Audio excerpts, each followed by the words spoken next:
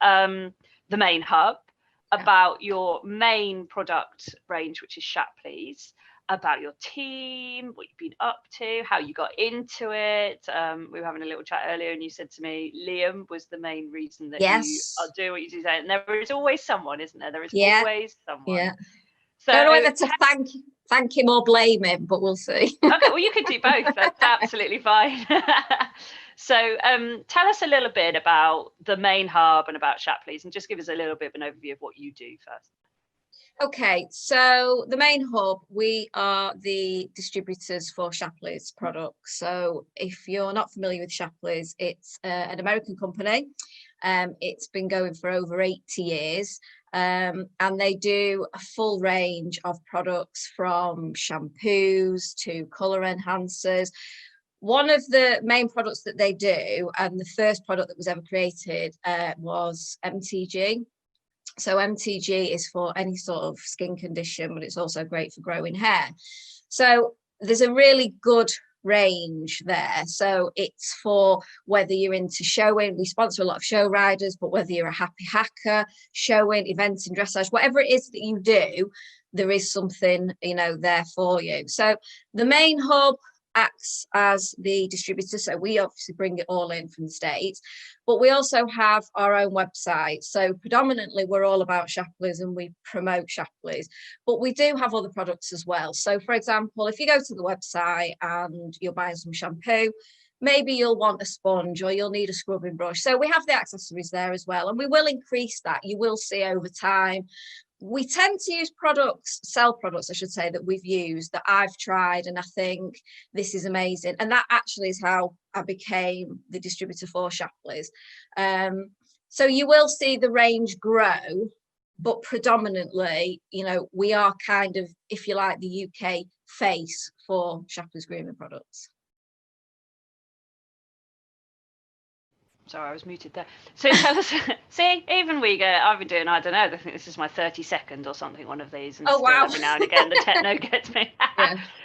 So tell us a little bit more about what it is that you love about the product. So they were in America. Like, how on earth did you come across them then? So years ago, maybe 5 or 6 years ago, I have fell ponies, and obviously they have a lot of hair, a lot of mane, a lot of feather. And a very good friend of mine, Liam Priestley, I had been saying, she's had a fell mare at the time. She's rubbed out some of her mane. I don't know what I'm going to do. And he said, you need to try Shapley's MTG. And at that point, I hadn't heard of it. So I was like, okay, what's that? So I went online and really struggled to find it. But I did get hold of some, and I tried it. And I was like, oh my God, this is amazing. I tried a lot of other products, but this actually worked. So I was like, this is crazy. Now, at the time, I had a full-time job in sales for quite a big FMCG company. And this product was just so good. I was like, why do people not know about this? So I contacted Shapley's in America. And I was like, right, I need to, get hold of this stuff. And there was a different distributor at that time, and they put me onto them. And I set up just selling to the end user to start with. And the more people try, I used to say to people, and I still do, to be fair, just try one product in the range. I'm not suggesting that you go out and buy everything, but until you're confident and you're familiar with the brand, just try one product. And it just started from there. So people would come back to me and go, oh my God, this is like a miracle in a bottle. And I'd be like, I told you. And I was really passionate about it, and I still am. And I think the reason being, because it really, really does work. And for me, I actually left my job in the end, and I had a very good job, but I was just, it was like I had a mission to tell people, you need to be using this. I'm serious when I tell you how good it is. And then other people tried it and they were like, oh my God, it is amazing. And then I promoted it, and I worked closely with Shapley's for years, actually, before I got the actual agreement to be their distributor. And they have been so supportive of me. They have been fantastic. Sally, who is the marketing director, she comes over 2 or 3 times a year. to do the shows to support me.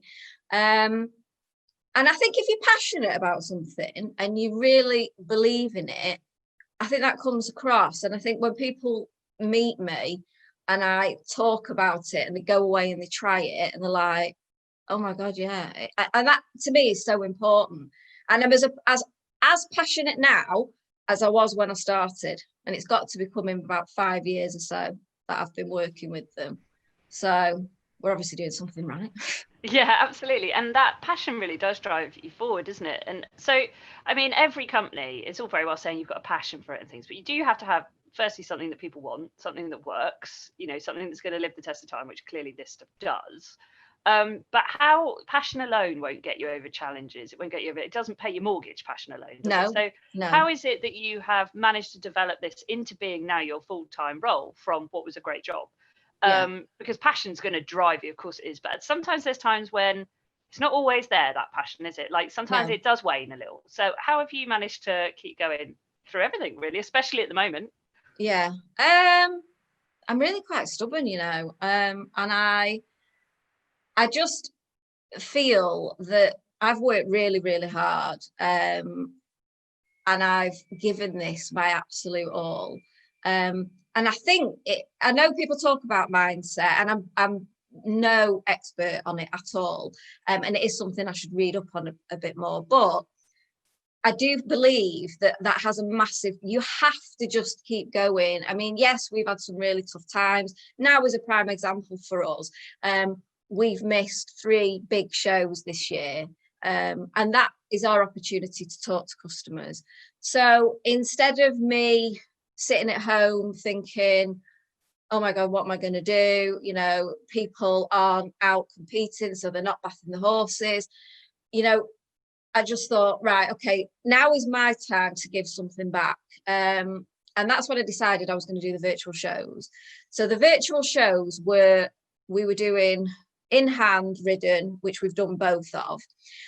I wanted to do something a bit different. I wanted it to be as near to a real show as possible. And that was really, really important to me. I didn't want people to just put pictures on. I wanted people to get the show gear on, you know, to get the horses ready, to go out there, to do a show, to get somebody to record it, to be part of something. And I had contacted Equilibrium Products, and obviously Shapley's as well, and asked them if they wanted to sponsor them. So the first one was sponsored by Equilibrium, the second one Shapley's. And when you get companies of that size supporting someone like me, who there is me, you know, I am the main hub, it just makes you want to fight that little bit harder for what you've got. And you've got to believe in yourself. I mean, there's so many times I could have gone, I can't do this anymore. And I'd be lying if I said there aren't times where I think, what am I doing? You know, I've had a really good job. I could go back into that company car, blah, blah. But there's no buzz like when it's yours and you've grown it. And you know, when I go to a show and I talk to people and, you know, they go, oh, I love this product and thank you so much to the main hub. And some of the messages, the emails and the pictures that I got back from that show were actually getting me quite emotional, because people were from the heart literally saying to me, thank you so much. And that just made me think, do you know what? I just feel like I've given something back. I mean, also we managed, which I was so pleased, to raise over £300 for the NHS, which I thought was fantastic. So it kind of ticked all the boxes. And at a time where I was feeling a bit, you know, we lost, Royal Windsor was cancelled, unfortunately, and international. And I just thought, oh, you know, I love meeting my customers. I love meeting my existing customers, and I love meeting new customers. But that virtual show just allowed me to focus. I think you have to focus on something, and it's got to be positive, because otherwise, you know, you will find yourself in a position where you think, what am I doing? And I just thought, no, too many years, too much work, stubborn. I'm just carrying on with this and I'm going to get through it. And I am very, very determined. And I think you just have to keep going, even though you don't know how. You get up every morning, you do it, you carry on, and things, you know, are turning slowly. Some of our products at the minute are slower than others, but that's the great thing about our range, because there's something for everyone. So you might not be showing, but you might still have an itchy pony, in which case we've got the products for you. So it's all about thinking, right, things have changed. What are my customers needing now? What do they want?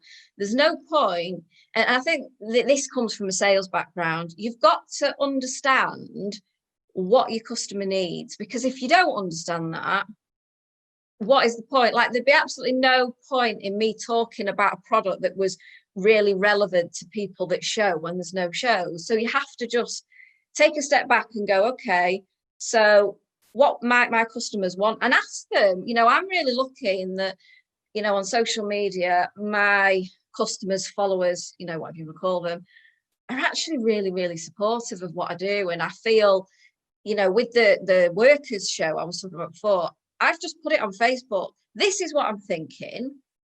Tell me what you think, because I want to include people. You know, people have come on this journey with me, and I just feel, I don't know, is it a cliche to say we're like a family, maybe going a bit far, but, you know, I have got some really, really loyal supporters, and I think that helps. So you've just got to keep going.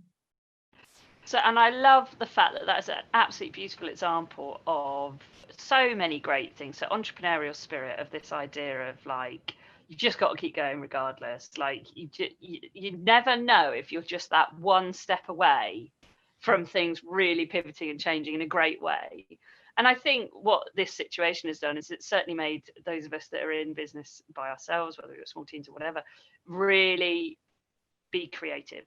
Yeah, absolutely. Massively creative. And also what you were saying is, you know, if you really know your customers, and the great thing about getting to know your customers is you have had the chance to meet them at the shows, and you've had that, so you've gotten to know them. And the wonderful thing about social media is you can get that feedback, can't you? And you can find out what they want, even virtually.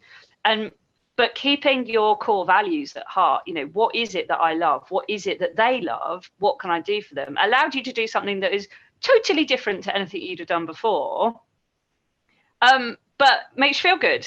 Yeah, absolutely.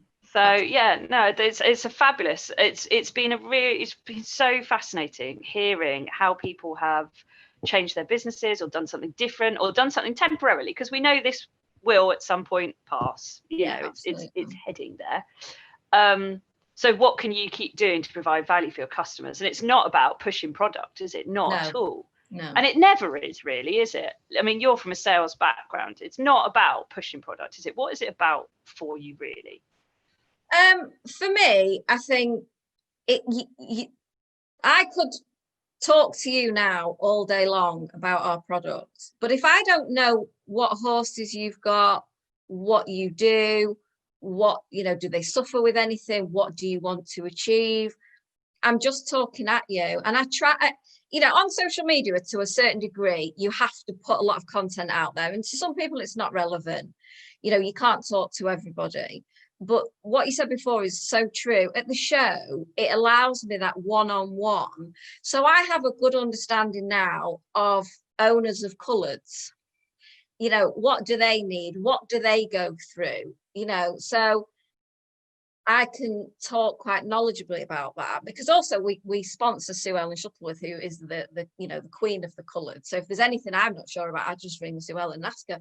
But you have to kind of put your customer first. You have to really think, you know, about what they want, what are their needs. You know, this is at a time now where there's a lot of customers who have got their own worries going on, you know, with COVID and with their own jobs and different things. And I think you just have to move. You can't be stuck in your ways. Yeah, I think as an entrepreneur, one of the things I think we're all quite good at is things change. We don't have time to kind of think things through. Like a big organization can't turn something around. We can. And for me, you've got to be able to do that. You've got to think, right, okay, well, you know, this year's marketing was all about showing and doing this, and this, right? That's not happening. So actually, the weather's really bad at the minute. The midges are really bad. Are my customers suffering? You know, are their horses suffering from sweetage? In that case, we need to be talking to them about this. You've got to be willing to change. I think you've got to listen to them as well. And just understand what their needs are, because if you don't understand your customers' needs, what, you know, how can you sell them something that when I sell somebody something, for me, it's a long-term thing. So I will sell you something that I know will be good for your horse, to the point where you'll be like, oh my God, that was amazing. And then you'll come back and you'll say, right, what else have I got? And I've been doing that from the start, and it obviously works, because people come to me at the show and go, oh, last year, you know, you told me to get, and I've been buying this. And the thing is as well, because we are the distributors for Shapleys, we sell Shapleys into all the stores. So I feel a massive responsibility for not just the main hub, but for all my trade customers, to ensure that the consumer knows about our products. So that's why I'll do so much marketing and work so hard to push the product, so that if someone goes into a store, you know, and they're like, oh, which coloured shampoo, they'll understand a little bit why ours is different, you know. So there's quite a lot to it. No day's ever the same, no day's ever boring. And you've got to work so hard. You just can't. I think one of the hardest things about having your own business is the hours that you have to put in. I mean, it really is non-stop. But then, you know, I look back and I think, you know, we're doing well. We've just to hear people, the fact that I'm here and you want to talk to me says, right, well, I must be doing all right if people are even remotely interested in my story. So thank you. You're very welcome. I think people just love hearing about people, and there's something so inspiring about everyone that's got a business, even if the business isn't actually seen to be successful. I mean, yours obviously is, but you know, there's still something inspiring about it. They've given it a go. They're learning something. You know, they're changing. So yeah, I mean, I love it. I think it's just fascinating finding out about what people do, what makes them tick. Yeah. So tell us a little bit more then. You've mentioned before your team and how important they are. So tell us a little bit more about the team that you've developed around you over the years. And this is the thing, isn't it, with a small business? When we think of teams in corporates, we think of, you know, employees, teams doing other things, part of the organization. But our teams are very rarely employed by us, but they're very much part of our team, aren't they? So tell us a little bit about your extended team. So I mentioned Liam before. Liam Priestley, again, is pretty much the reason why all this happened for me. So we've got Liam and Ashley Bird. So Liam and Ashley have other jobs as well, but they're a massive part of what we do, and they're such characters, and they're so good for the brand, for Shapleys and the main hub, because they'll take the time to talk to people, explain what they do, you know, what they use, and they're so approachable. I think sometimes with the bigger names, although they are completely approachable and you could speak to anyone that we sponsor, I think sometimes people feel a little bit nervous possibly about doing that. So we've got Ashley and Liam, and we've got a nice mix as well, because Ashley is does all the workers, so he's, you know, been to Hoys, won at Hoys. Then we also have I mentioned Sue Ellen. So Sue Ellen, again, you know, I always call her the queen of the colours, because there's nothing that Sue Ellen doesn't know about the colours. Again, you couldn't get a nicer, more helpful person. I mean, I can ring up and say, you know, Susie, can you just help me with a video? And she'll be like, yeah, fine, come down. Nothing's ever too much trouble. And the other thing is with our riders, they all genuinely love the products. So with Susie, we actually gave Susie some product to try, before she wanted to work with us, which I thought was fantastic, because it just showed that she wanted, before she put herself, you know, forward to work with the brand, she wanted to make sure, you know, she was happy with it. We've also got David Jinks and Adam Forster, who are just like the show pony supremos. Their turnout, I mean, even now, you know, when we go to a show, or I just look, and they really are masters of it. I mean, they really, just breathtaking. I mean, their ponies come out and you just can't fault them. They're so beautifully turned out.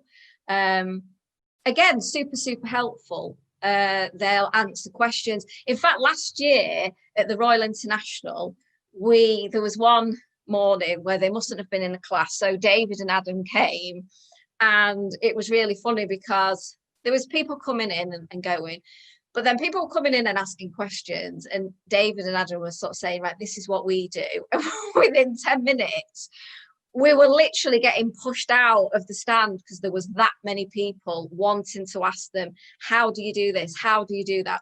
Because it's all right saying, you know, you can use the oils for, you know, hot cloth, but there's a lot of people that don't know what hot clothing is. And that's what we try and do. It's about videos. It's about education. You know, you need to understand how the product works and use it correctly. And they are amazing. And then obviously we also have the hoods. So Alistair Hood and Ollie Hood.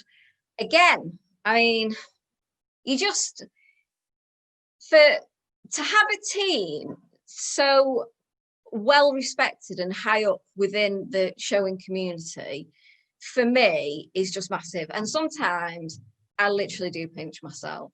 I mean, we'll be sat there, and at the Royal International, we normally have a Prosecco evening, and all the riders come. And then I remember standing back, and we had the Hoods, and then we'll have Liam and Ashley, and like, you know, everybody there. And you just think, it's just wonderful, you know, to be supported by people. And not just that. So when I wanted to do the virtual show, like I said, I wanted it to be as near to the real thing as possible. So I just gave them all a quick ring and said, look, I'm thinking of doing this. Is there any chance you'd judge for me? Every single one straight away, yeah, of course, I'd love to. So, you know, they had to sit in some cases and watch just in one class 30 odd videos. So when we'd done the in hand, I was like, oh, I wonder if they'll mind doing the ridden. So I thought, well, do you know what, I'll just ask. So I rang them and said, any chance you'll do the ridden? And all of them again were just like, yeah, absolutely. Alistair judged the championship in both shows. And to hear people come back and say, like, oh my God, I can't believe Ollie Hood, you know, judged my class. And Ollie also did, well, actually, I think all of them did a video on something that was relevant. So Ashley did a ridden one. Ollie did one on how to stand your horse up correctly. And it was really interesting, the feedback that came back from that. And it's something that I'd like to do more of. And I think with sponsored riders, if you work as a team, like I feel we do, it's just such a fabulous partnership. I will promote all of our riders. They will promote us. So many times people will, I had somebody ring me actually a couple of weeks ago and said, oh, Alistair was telling me about the MTG for one of my horses. And I just think that's what your teamwork is about. But they have to believe in the product for them to put their names to it. And again, that kind of highlights to me what fabulous products they are. And I think I do get a lot of support like that, the riders and Shapleys. And you almost feel sometimes when going back to, you know, when you get a bit like, oh, this is all too much, you look at the support around you and you think, no, actually, I can keep, you know, doing it. And you've just got to just keep on, you know, doing it. And I know that I think David has been, and Adam have been to a show now. So that's a little bit of normality kind of coming back. But your team, if you've got a good team around you, I think it's really important, really important. And how did you go about getting that, Tina? So we know that Liam obviously came to you Yeah. the opposite way to normal. So what about the other guys? So Liam and Ashley were already friends, and they were familiar with the product, so that that went hand in hand. Alistair, I think we've worked with Alistair now for about 5 years, and again that was us introducing the products to him. David and Adam had tried the products, loved them, and came to us. So the day I got that message, I can't tell you, I was like a little kid. I was like, I don't believe this. Team Jinx want to work with us. It was just amazing. So obviously, I'm going to turn that opportunity down. And then what I tried to do was have somebody in each kind of section. So for me, I would say Ashley for your workers. Then very much with David and Adam, beautiful show ponies, quarter marks, platinum, that type of stuff. Alistair and Ollie, for me, just the best team to have on board. The knowledge, the experience. They also, we've done 2 win a day with now. We did win a makeover with Team Jinx, and we did win a day with Alistair Hood with a magazine. They went so well. And then with Sue Ellen, she brought very much that coloured, traditional, because we knew from doing the shows and talking to customers that people with the colours, how do I get the wee stain out? How do I look after feather? How do I do? So we know the questions. And to have somebody like Sue Ellen on board who has been doing it for years at the top level, just seemed like a really natural choice. So I actually approached Sue Ellen and took some stuff and said, will you try this, and then can we have a conversation? And she absolutely loved it, and she came back and said, yeah, definitely want to get on board. And we've worked with them all ever since, and hopefully we'll continue to do so. So yeah, Awesome. So it just goes to show, doesn't it, that you can approach it from loads of different angles. absolutely. And if you've got a great product and you believe in that great product or service, Yeah. it doesn't have to be a product as such, then go for it. Find Yeah. the people out there that already love it. That's always good. Yeah. And approach the ones that you'd love to have on your team and see if they want to give it a go. Absolutely. Because if you believe in it, should be fine. Yeah, absolutely. Yeah. Cool. Okay. So, I mean, it's all about getting your horse looking and feeling good, really, isn't it? Your product. Yeah. And so what would you say then would be some of your top tips that you've picked up over the years that you think, oh, do you know what? That's brilliant. What a great tip. Yeah. I think one of the questions we get asked the most has got to be around things like stains and wee coloured tails, and we do have products for that. I think the message I always try and get across to people with a stain, with a light coloured horse, is the sooner you treat that stain, the easier it will be. If you're leaving a stain on for 2-3 days, it's getting into the shaft of the hair, it's going to be harder to get out. Keep on top of it. Easy out is literally a spray. You don't need water. You spray it, you wipe, you're done. And again, with tails, things like, we don't sell tail bags, but if you can get one, use a tail bag.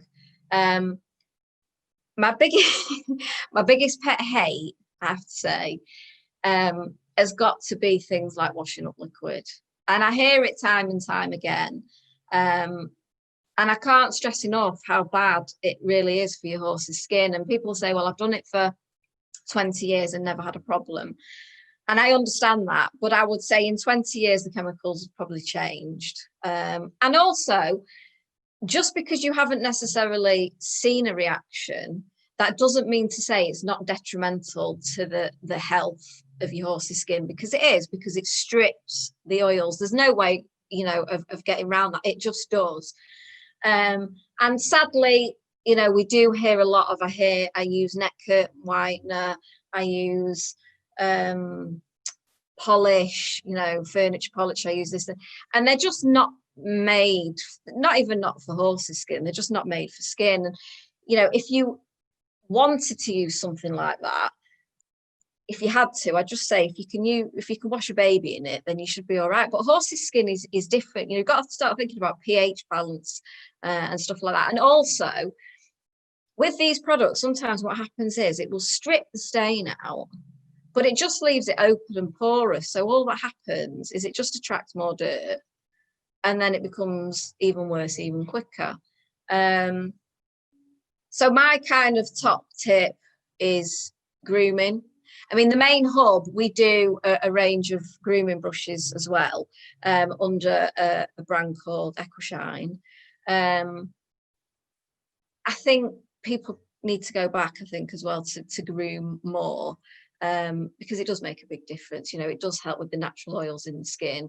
For light coloured horses, just keep on top of those stains. It's really tough when someone will say, okay, the tail is orange, what can I do? Anything that strips it out that quickly, I would be questioning, what's in it. Just keep on top of it, and only use products for horses. That would be my kind of top tip. You want to keep them in good health, healthy skin, healthy coat. We do a range of oils. We do 2 oils, I think. With one of ours, I always say to people, it is an oil, so I wouldn't put it on in the sun. However, what I would do is I would use it as part of your grooming routine. I think sometimes what people can do is they go into a show and they'll put it on just before a show. The best way, when your horse comes off that wagon, you already want it looking stunning, gleaming, healthy skin, beautiful coat. The best way to do that is the prep at home, and it's all about keeping on top of it. If you went to any of the yards for any of our riders, you would see that when they've ridden, they'll tend to just wipe over with the oil, and they'll do and a small amount, but they'll do that a couple of times a week. And that's why when you go to their yards and you look over the stable door, even though they're not going to a show, you'll be like, oh my God. Yeah, exactly. You've just got to keep on top of it, and that would be, don't use anything that's not for horses. If you get immediately, groom and just keep on top of it. Great, fabulous tips, because I have a large grey who's currently doing his very best to look like his friend who is Tobiano, and has very much decided the poodle look is great. And he gets every single, I don't go up every day, but I go up 4 or 5 times a week. Every time I am there, he gets the poo stains wiped off, because as much as he stands in the wash bin like, God, am I in here again? It's like, yes, you are, because you have yet again covered yourself in poo. Stop doing it. You have to get washed. You'll have to. One day you might understand this. I don't think you will. But that's why Easy Out is such a fabulous product, because you don't need to go in the wash box. You do it in your stable. You literally have a clean cloth, spray it on white. And the other thing is, I mean, I have felt my fell's black. When he's dusty and dirty, I will literally just spray him with Easy Out and go over him, and that is it, job done. So it's an all-round product. A lot of people use it, on the colours, especially before they go in the ring, if they've done a poo or clean it up. But for me, it's a maintenance product for any coloured horse that just allows you to get that dust and dirt out. Literally spray white. It genuinely couldn't be any easier. That's interesting, actually, because one of the conversations we have on my yard quite a lot is that a few of us have greys and we show. So a friend's got a beautiful Connemara, I've got a middleweight hunter, they're grey. And then I've got friends with coloured, and then I've got other friends with chestnuts and bays. I had chestnuts and bays for many years, and I was quite smug about the fact I didn't have to wash them as often as the greys. But now Karma has come and bitten me for that one. And we keep saying, but surely they must have those same stains. They must be laid in it. They must have it. You just don't see it as much. But it must be in the coat and things, surely. So, so you're saying treat them the same then, basically. Yeah. I mean, when he's not rugged at night, but when I come to in the morning, he's still full of, all right, you don't see it because you don't see the colour, but it's still there. And I know it's still there. And everyone at my yard sometimes thinks that I'm crazy because, I mean, he's got feather, and in the winter, I look after that like you've never seen. But again, that goes down to preparation. You've got to keep on top of it. But if you've got a black or a bay, There's still lying in it. It's still there. You just don't see it the same. The thing with the Easy Out as well is it's got the optical brightness. So once you've done that, they look super, super shiny. So I've got a bit of got to look shiny all the time. That is one thing I really miss. I mean, you do get a bit of a shine with a grey, but it's not quite the same as something that glistens as my bay was. So it's definitely a theme here occurring in life, in business, in horses, that in everything is, if you want it shiny on the surface, you've got to keep doing the legwork behind it, really, day by day, bit by bit. So what would you say then is your kind of, no day's the same, but what's your kind of like bits that you religiously make sure you're doing, or you cut them down into bits, or you do them bit by bit in a business sense that keeps the main hub and your Shapley stuff going so well, just like you would for a horse? I think for the business, I very much am aware of times of year and what would be going on for most questions. What would they be thinking about? This year's a bit different because obviously, like we've already said, things aren't as they usually would be. But I think I'm conscious of where we are in the calendar and what would be going on. So, for example, normally we would be getting ready to go to the Royal International. So this week would be a week full of, we can't wait to see you, so there's none of that. So what I will do is I will put something together to talk to people about the fact that we're not there, but let's still do something. I posted a picture the other day because we sponsor the Arab Championship. And I just said, send me your pictures from, the Royal International. And people love that. And it just makes them feel good. So that will kind of be me for a week.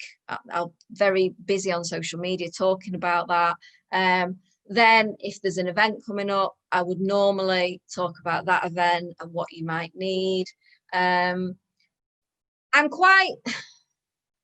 tend to not plan, and maybe that I should plan more than I do.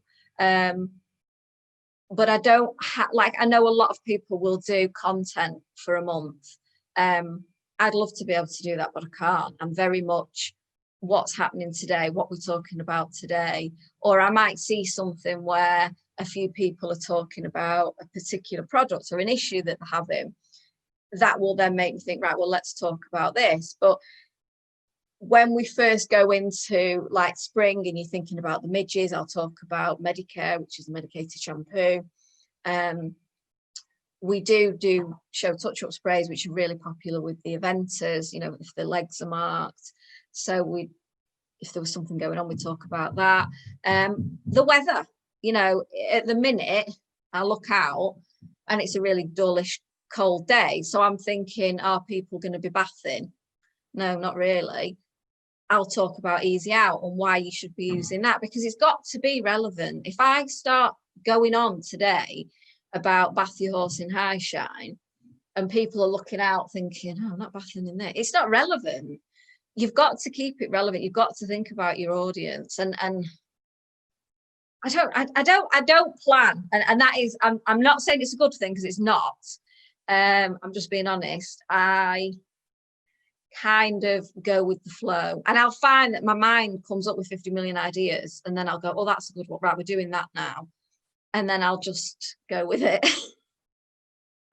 So for you at the moment, there must be some planning involved in your business normally. I mean, okay, at the moment it's strange, but you have shows that you attend, you have things that you do, so there is planning. It's just perhaps not social media. Yes. Yeah. Well, at the minute we would be planning, like I say, for the Royal International, and then later through the year we would have different marketing in different magazines and stuff that we would do. But again, if you're normally in a magazine and you're normally talking about, show ring shine, this is what you want, and there's no shows on, it does change. So yeah, we would plan. So I tend to plan at the end of this year for next year. So I will know what magazines do I want to do, what products do I want to promote, what time of year am I going to do that. So I do plan in that respect. But yeah, all that just went out the window this year, unfortunately. So it has been a little bit more, right, what should we do now? And as shows pick up, again, you will move with that, and you will think, right, okay, people now are thinking about going to shows, so what products do they need? How can we help them? And I think that's the key thing this year, hasn't it? Is we can plan as much as we want, but we've got to be able to be reactive if Yeah, needed. absolutely. And certainly at the moment, everything's changing so fast, isn't it? One minute we can't do something, the next minute you can. Possibly at some point we might not be able to again. We just don't know, do we? So it's having that ability to react, like you say, and yet in a normal sort of a normal year, the planning is actually really important. So what are the main skills that you say you really bring to your business that you would say are the key things that have kept you going over the years? I think you've got to be really dedicated to what you're doing. You're going to do a lot of work. You're going to work a lot of hours. You're going to have to put yourself, through the pain. I think stubbornness as well for me. I really, and I've said it a few times, but I am quite stubborn, and I just refuse to give up. You've just got to keep going. You've got to have that tenacity to keep thinking. You don't know what's around the corner. Like you said before, you could just be a step away from something huge. So if you're running your own business as an entrepreneur, you've got to be able to quick to move. Things change. You've got to go with it.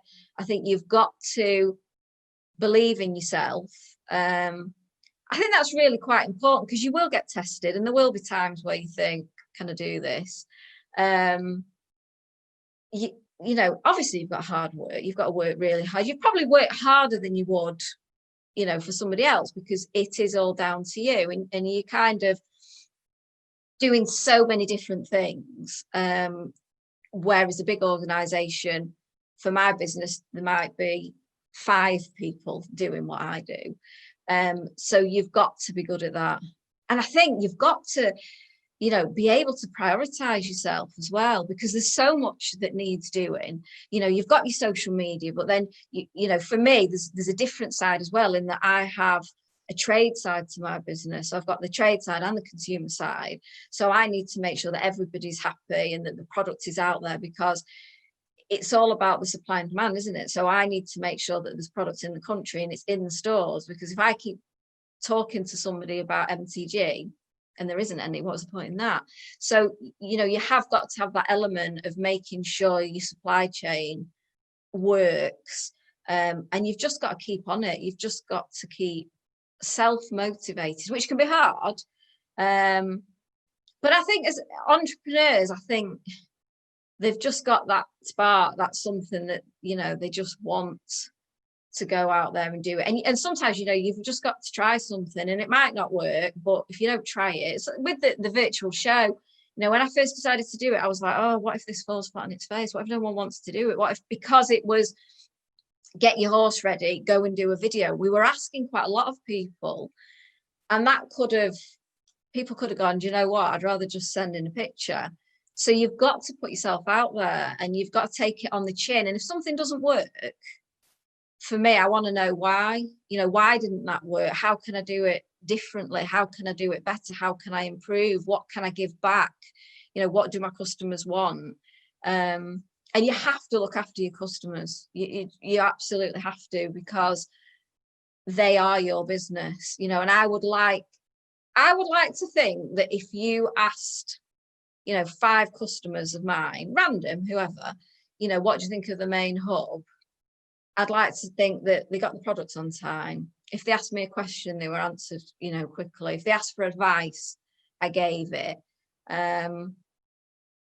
You've just got to be like the master of everything, which is hard. I'm not saying it's not. And you're not going to be, there's certain aspects in my business that I'm not so strong in.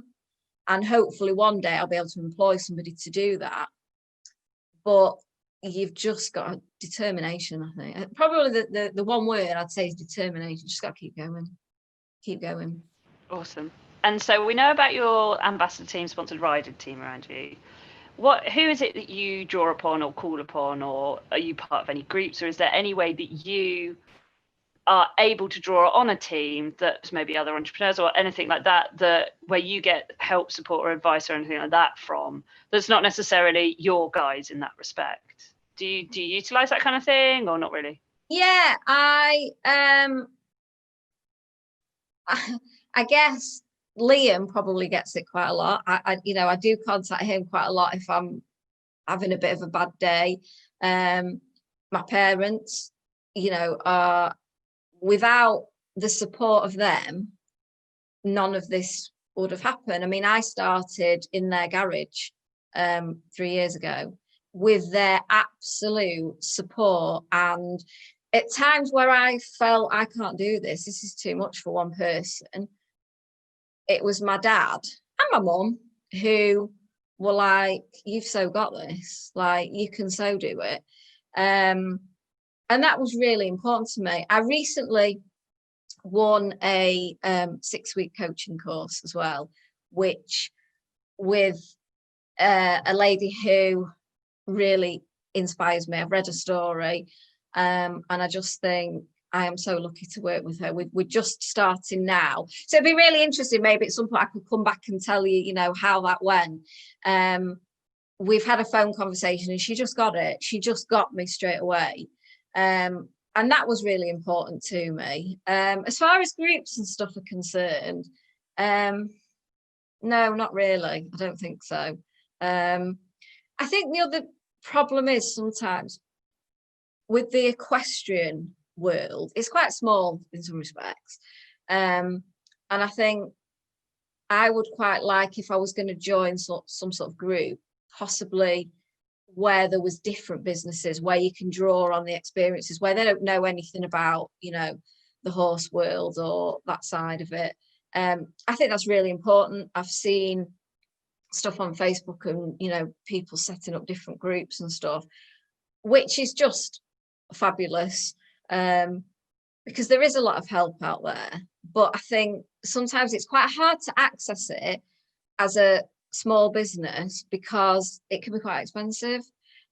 When I say expensive, I'll rephrase that because it's worth it. So I'm not saying it's value for money, but when you've got you've got a pot of money and you need to make sure you're, spending it on what you need. So unfortunately, for anything for like that is just not something I would be able to do. But I think there's a lot of, information out there that if you just go online, you can draw up on that, and books as well. Get reading, just because I really do think if you get a good book, someone can recommend a book to you that they absolutely, oh my God, this will change your life. And you'll read it and you'll go, nah. But then you can get a book that you read and something in it and you just think, right, I am inspired.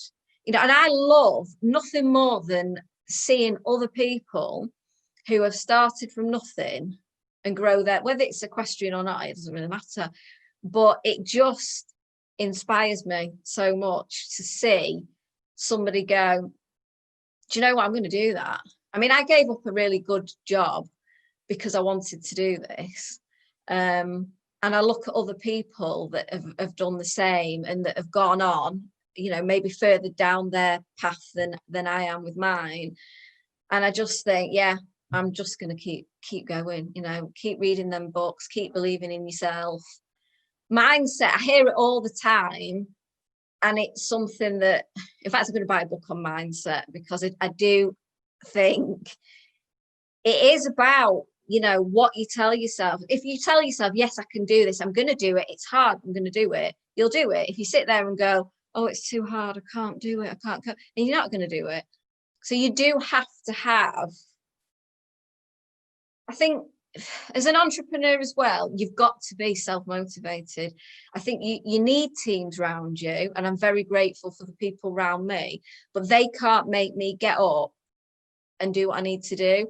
They can't make me at 10 o'clock at night when people are messaging me, they can't help with that. You've just got to keep, I've said it a million times, but it's true. You've just got to keep going. You've got to believe in yourself and just think, nah, I'm doing this. And that's what I do. I literally sit there and go, no, I'm doing this, I'm carrying on. And here I am. That's amazing. I love it. If you want a really good mindset book, by the way, an incredible one is Mindset by Caroline Dweck. fantastic. It's all about growth versus fixed. And although we hear about that in the sports world, growth versus fixed and things like that, actually in the business world, it's huge. And you've just described it perfectly, which is the growth mindset is, what can I learn from this? What can I do about it? I'm okay about making mistakes. I'm going to learn something. I've got to keep going. I've got to try stuff. You never know. I've got to do this. Whereas a fixed mindset is, all that might be quite hard. I don't think I will, and that's the side of it. And being worried about mistakes, or being worried about what people think, or, obviously, in a business, you don't want to upset your customers, but equally at the same time, sometimes you might need to try something new, like your virtual showing series. You had to try that. And the feedback you got was fantastic. It could have not been, there's always that risk, isn't there? Absolutely. But it's about, I'll give it a go and I'll see what feedback I get and things like that. So, but that's a great book if you want one. Yes, I would recommend that for sure. Write that down. And I think you can't, we all can make excuses, can't we? And it's very easy to do. I mean, I'm a single mum. I gave it all up. I worked hard. I'm proud of what I've done. I want my son to see what I've done, and I want him to grow up knowing and believing that, you believe in something enough and you work hard enough. Don't they say that the harder you work, the luckier you get? I love that. So true. Yeah, it's a great phrase, that one. I really like that one. Yeah. And I think clearly there, right at the end, we found your passion and your mission. As much as it's about helping other people with their horses and all that kind of thing as well, for you, then there's your drive, there's your reason, is your son, you want him to realise. And a lot of people don't realise that it could be something like that really drives them on. And if they haven't got that, they need to go and find that real reason for making it work, because that absolutely will pull you through every single day, won't it? I mean, you'll only be stubborn if you've got a reason to be stubborn. Yeah, absolutely. So great. So thank you so much, Deborah. It's been absolutely fascinating hearing all about it, and some hints and tips as well. We'd like a little bit of that as well. And so if anyone wants to contact you, get hold of you, or find out more about anything, where do they get hold of you? Well, they can either go straight to, we're on Facebook, we're on Instagram, just at The Main Hub. If anyone wants to email me, it's just hello@themainhub.co.uk. But thank you very much for having me. I've enjoyed it. You're welcome. See, there you go. It was absolutely fine. Give it a go. You'll never know. Well, thank you so much, Deborah. And hopefully see you out and about. Yeah, thank you so much.